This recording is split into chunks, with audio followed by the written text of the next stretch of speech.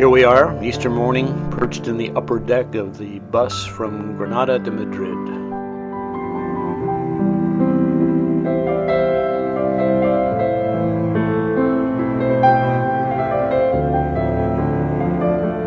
After some delay in getting into our Airbnb on the Calle de Arrieta, we strolled around our immediate neighborhood.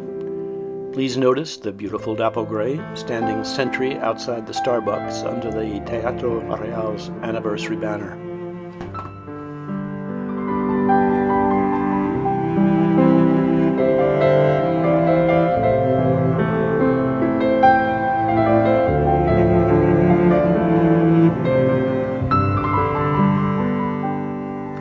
We didn't have very far to walk for our night at the opera.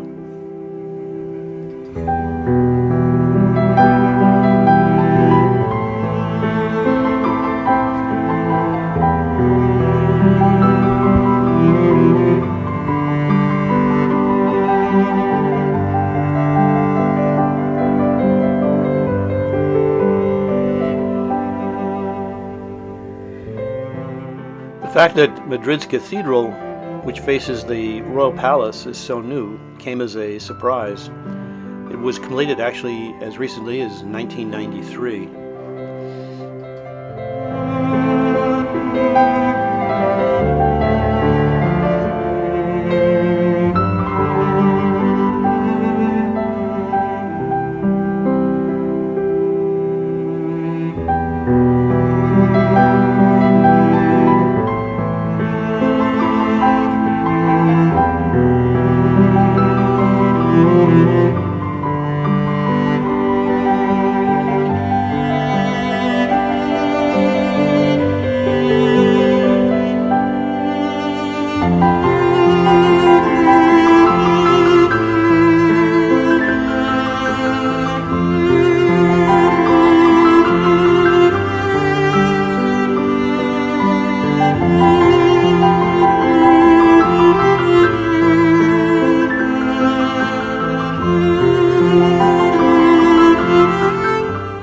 To borrow an unwrapped version of the Prado because the 2019 version is wrapped for cleaning in honor of and in celebration of its 200th anniversary.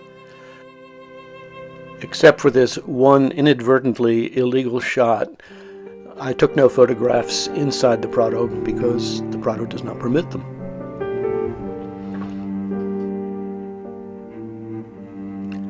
The core of the Thyssen is a private collection begun in the 1920s. It happens to be the second largest in the world after the British Royal Collection. The family moved the collection from Lugano to Madrid in 1992 after the Lugano City Council rejected an enlargement of the museum in Lugano.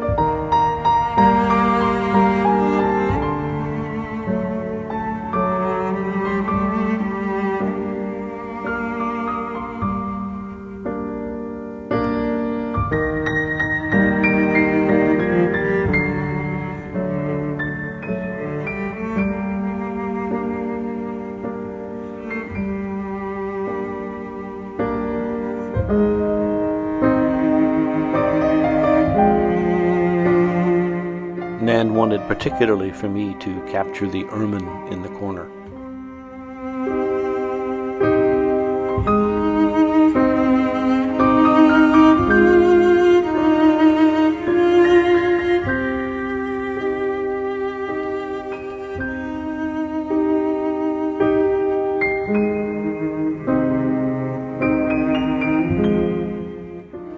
A too quick glance might have mistaken this for an interesting Dutch genre scene.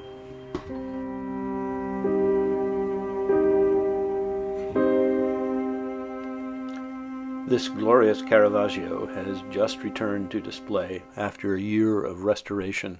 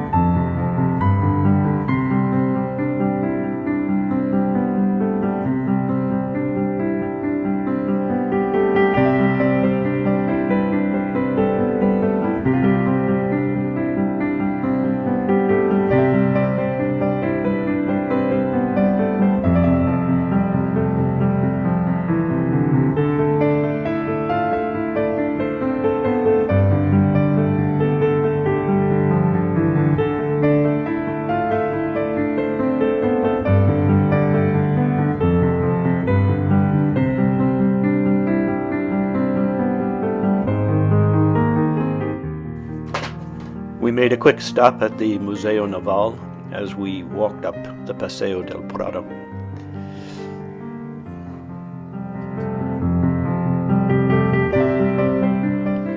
Another day of personal touring and guided touring beginning in the Plaza Mayor.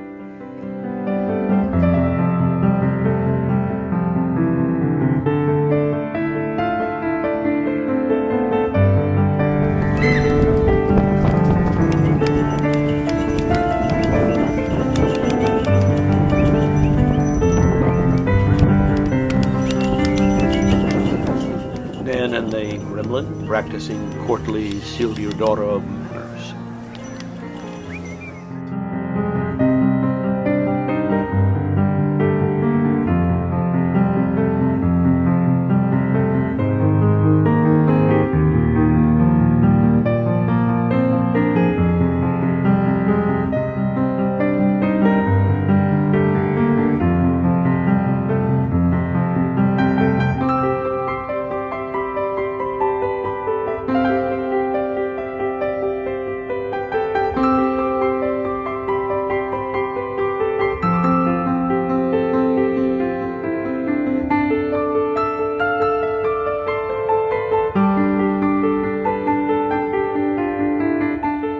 If I did my math right, that piece of ham on the left sells for about $75 a pound.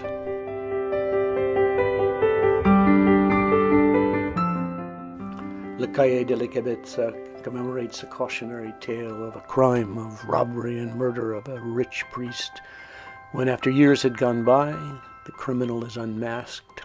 When he unwraps the sheep's head he has purchased, only to reveal the bloody head of the rich priest.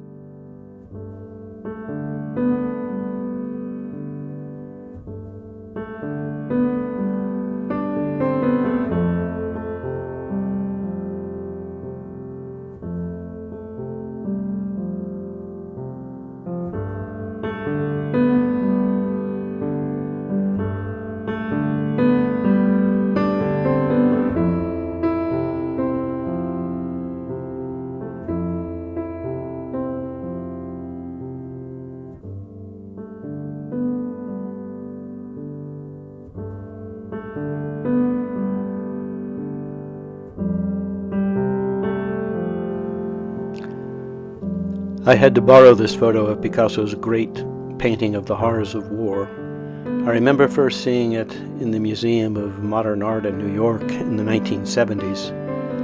It was returned to Spain in 1981 after the death of Franco. It now hangs in the Museo Reina Sofia in Madrid. Although Goya's 3rd of May, 1808 actually hangs in the Prado, juxtaposing it with Guernica does seem appropriate. It represents the violent suppression of elements of the Spanish populace who had risen against what had become the creeping annexation of Spain to the Napoleonic Empire.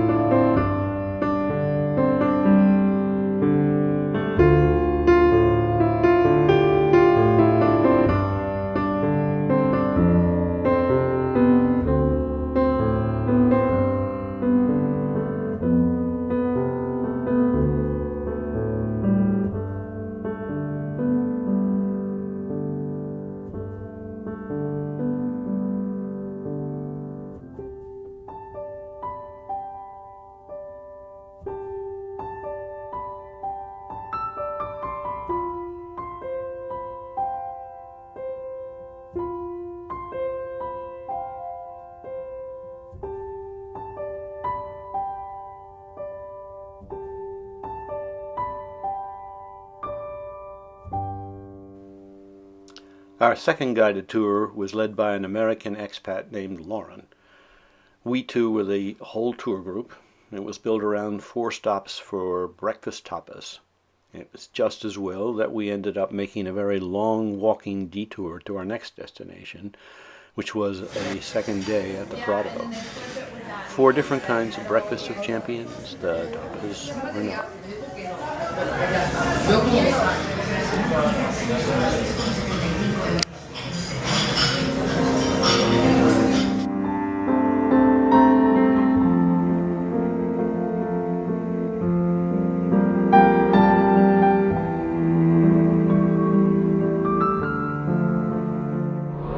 It turned out that the marathon terminated in the wonderful garden-like median of the Paseo del Prado.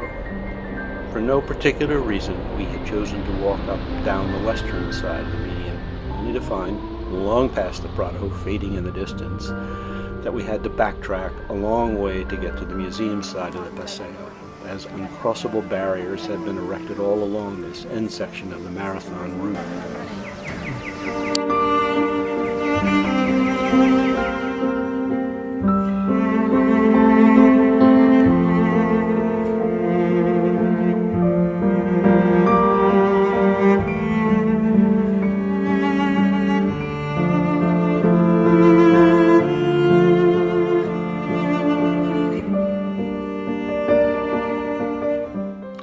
Last evening, walking our neighborhood and enjoying the sights around the Plaza de Oriente and the Plaza de Isabella II, and one last living statue, and then home.